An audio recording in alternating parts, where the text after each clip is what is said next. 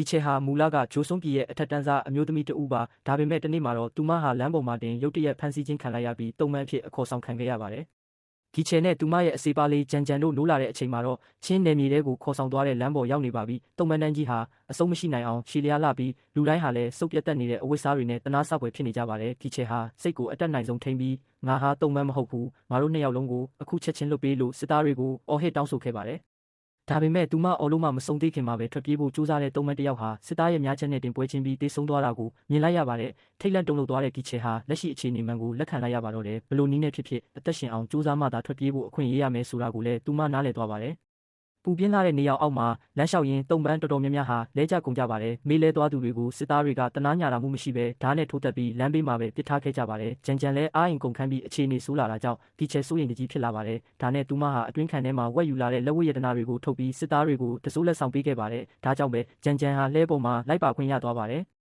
ရှန်ရန်မျိုးနဲ့နီလာလေးလေးထွက်ပြေးဖို့အခွင့်အလမ်းကပိုဝေးလာလေပါပဲဂျန်ဂျန်ကမျိုးကိုရောက်တာနဲ့သခင်လေးဂျန်ဟန်စီမှာအကူအညီတောင်းဖို့အကြံပေးပါတယ်ဂျန်ဟန်ဟာဒီချေရဲ့ပထမဆုံးအချစ်ဖြစ်ပြီးဒီချေကသူ့ကိုစွန့်ပစ်ခဲ့ပြီးနောက်မှာသူဟာအိမ်ရှိဆန်မင်းသားနောက်လိုက်ပြီးအရာရှိအဖြစ်နဲ့ရှန်ရန်ကိုရောက်နေတာပါဒါပေမဲ့ဒီချေကတော့ပြက်ပြက်တသားညှင်းဆိုခဲ့ပါတယ်ဂျန်ဟန်နဲ့ပြန်ဆုံရင်တော့သူ့စီကအကူအညီကိုဘယ်တော့မှတောင်းမှမဟုတ်ဘူးလို့သူမကဆိုပါတယ်တုံပန်းတန်းကြီးဟာရွာတရွာမှာခစ်တနာပြီးစစ်သားတွေကလမ်းဘေးဈေးတယ်တွေစီကနေစားစရာဝယ်နေတော့မှဒီချေဟာအကြံတစ်ခုရသွားပါတယ်သူမဟာသူမရဲ့လုံကြီးအနာသားကိုဆွဲဖြက်လက်ချောင်းကိုဖောက်ပြီးရလာတဲ့သွေးနဲ့သူမရဲ့ခင်ပွန်းဂွမ်မူရဲ့နာမည်ရဲ့ဒီချေရှန်ရန်ဆိုတဲ့စာသားရဲ့ကိုရေးထွင်းခဲ့ပါတော့တဲ့ဒီချေဟာသွေးနဲ့စာရေးထားတဲ့အစအနာလေးကိုသူမရဲ့လက်စွပ်ထဲထည့်လိုက်ပြီးလမ်းဘေးကကြေးလက်မျိုးသမီးတစ်ယောက်စီကိုပြစ်ပေးလိုက်ပါတယ်တနေ့မှာသူမရဲ့ခင်ပွန်းဖြစ်သူကဒီတဲလွန်စအတိုင်းလိုက်လာပြီးသူမကိုရှာတွေ့လိမ့်မယ်လို့မျှော်လင့်နေတာပါထိုမျိုးသမီးဟာလက်စွပ်နဲ့သွေးစွန်းနေတဲ့အဝတ်စလေးကိုကောက်ယူပြီးဝေးရကိုပါသွားတဲ့ဒီချေကိုငေးကြည့်ကြံခဲ့ပါတယ်သူမဟာစာမတက်ပေမဲ့လည်းဒီအရေးကြီးတဲ့အရာတွေကိုတေချာသိမ်းဆည်းထားခဲ့ပါတယ်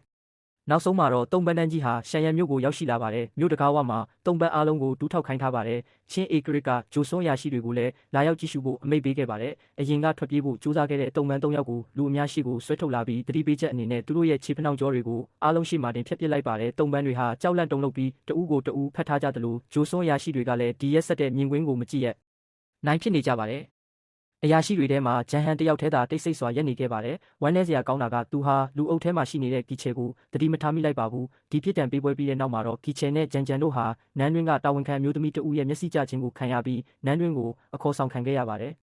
ဒီချေနဲ့ဂျန်ဟန်တို့ဟာတယောက်နဲ့တယောက်မတိလိုက်ပဲအနီးကပ်လေးဖြတ်ကျော်သွားခဲ့ကြပါတယ်။နန်းတွင်းတာဝန်ခံကသူတို့ကိုခေါ်လာတာကတော့မင်းသားအတွက်အစေပါတွေရွေးချယ်ဖို့ပါဒီချေနဲ့ဂျန်ဂျန်တို့ဟာရုပ်ရည်လှပါတာကြောင့်အစေပါအဖြစ်ရွေးချယ်ခံလိုက်ရပါတယ်။ဒါကိုမြင်တဲ့မင်းသားရဲ့ကျင်းရတော့ဟာမနာလိုဝန်တိုစိတ်တွေနဲ့ဒီချေကိုစိမ့်စိမ့်ကားကားစိုက်ကြည့်နေပါတော့တယ်ဒီချေကတော့မန်ချူဘာသာစကားကိုနားမလည်တာကြောင့်သူမအပေါ်ကြားရောက်တော့မဲ့အန္တရာယ်ကိုမသိရှာပါဘူးဆိုဂျီနီလို့ခေါ်တဲ့အစေပါတယောက်ကနန်းတွင်းကိုရောက်လာပြီဆိုရင်တုံမှန်ပဲဖြစ်ဖြစ်ဘာပဲဖြစ်ဖြစ်အမိန့်ကိုနာခံရမယ်မဟုတ်ရင်တော့နန်းတွင်းထက်အစာပေါင်းများစွာပိုကြောက်စရာကောင်းတဲ့ကြေးကျွန်စည်းကိုအပို့ခံရလိမ့်မယ်လို့ဒီချေကိုကဲ့ရဲ့တလူလိုနဲ့တတိပေးခဲ့ပါတယ်ဒီချေကတော့သူမရဲ့ကံကြမ္မာကိုဒီအတိုင်းလက်မခံနိုင်ပါဘူးဒါကြောင့်ညတခေါင်ရံမှာဆိုဂျီနီကိုနှိုးပြီးမန်ချူစကားအချို့တင်ပေးဖို့အတင်းအကျပ်တောင်းဆိုခဲ့ပါတယ်သူမဟာမင်းသားကိုကိုယ်တိုင်ရှင်းပြချင်နေတာပါနောက်တနေ့မှာတော့ဒီချေဟာရဲရဲဝံ့ဝံ့ရှိကိုတက်ပြီးသူမတင်ထားတဲ့မန်ချူစကားလုံးတွေကိုပြောလိုက်ပါတယ်မင်းသားကတော့သဘောကျသွားပေမဲ့မင်းသားရဲ့ကျင်းရတော့ကတော့ဒေါသကြောင့်မျက်နှာတစ်ခုလုံးစိမ့်ဖန်သွားပါတော့တယ်တစ်ခုခုမားနေပြီဆိုတာကိုရိပ်မိသွားတဲ့ဒီချေကဆိုဂျီနီကိုမေးမြန်းဖို့ကြိုးစားပေမဲ့ဆိုဂျီနီကတော့ကြောက်လန့်တကြားနဲ့သူမကိုတွန်းထုတ်ပစ်လိုက်ပါတော့တယ်